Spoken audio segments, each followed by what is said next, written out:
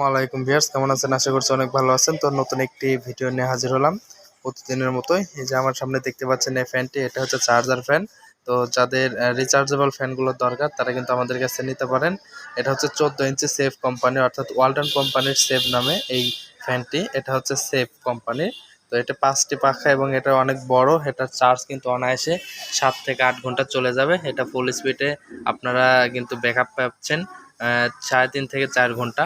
এবং এটা হচ্ছে এলইডি লাইট রয়েছে, এই যে এলইডি লাইট, সাথে কিন্তু এলইডি লাইট এবং হাই স্পিড, মিডিয়াম এবং লো স্পিডে কিন্তু ফ্যানটি চালাতে পারবেন এবং এসি-ডিসি হিসেবে কিন্তু কাজ করতে পারবেন, অর্থাৎ কারেন্টও চালাতে পারবেন ব্যাটারিকে রিজার্ভ চার্জিং রেখে।